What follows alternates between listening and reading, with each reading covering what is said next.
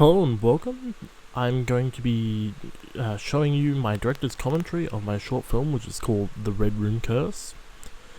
For my film, I chose the world cinema style of J-horror, or Japanese horror, as a theme to explore, and I based it around the urban legend of the Red Room Curse. This was a curse in Japan that had a technology focus where a pop-up style ad would pop up on a window on your computer, therefore virusing your computer, and when you close the window, it would kill you. As J-horror films are often based in urban myths and legends, I've chosen this as a focus heavily on as my content.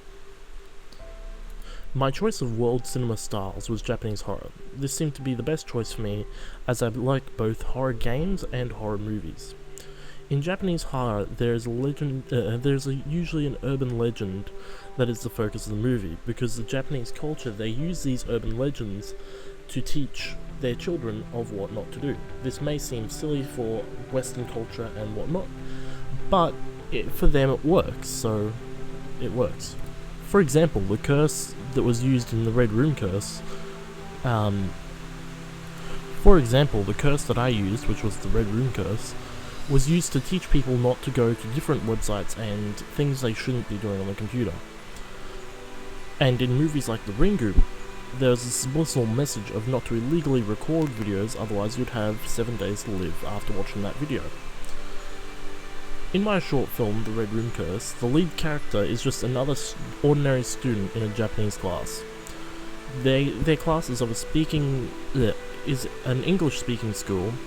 The reason I chose to make the main language of the student to be English was so that there would be more relatable subject line for the assignment. Because if the assignment wasn't of a Japanese class, you wouldn't exactly be learning about Japanese in Japan. So therefore I had to make it in an English or other based language school, so that they would have a Japanese class, therefore allowing me to link back to the Red Room Curse.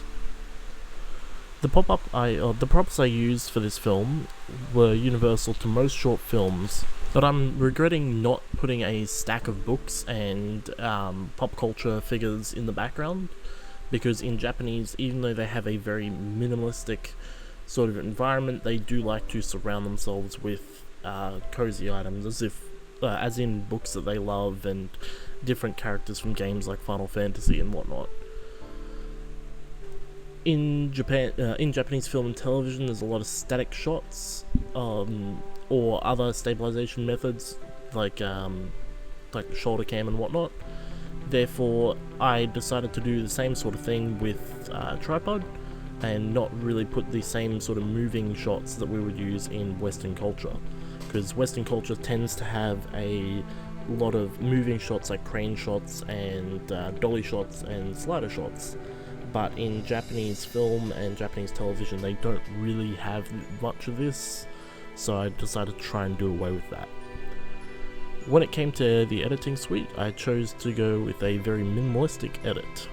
I chose again to try and mimic Japanese film and not be too exaggerated with the effects or color grading. In doing this, I got a slightly more slightly colored flat image than I otherwise would, which gave it more of a horror vibe instead of being really colorful image, which would have been more of a drama / love story sort of style of image.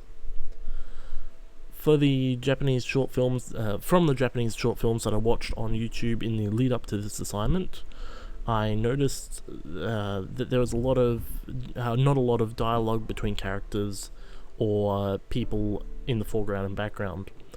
But there's a lot of nature sort of sounds, or not really nature, but like background noises. So for instance, they're in a city, there'd be a lot of traffic moving and whatnot, and there's also a very heavy use of music.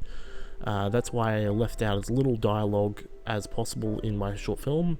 Actually, there ended up being none because I missed a shot in the beginning of the short film, sadly. But I tried to add in the background sort of noises, but I don't know where that audio file went, and I'm not going to go looking for it. But I did end up putting in a very subtle music track, which I was trying to link up to the edit itself, but again didn't really get there because of time constraints. In conclusion, there are a few things I wanted to fix up in film, which I might come back later to when I have more time after school and whatnot. Because I don't really think this. I don't really think I did this film justice. I think that the script called for a lot more of what I could have done.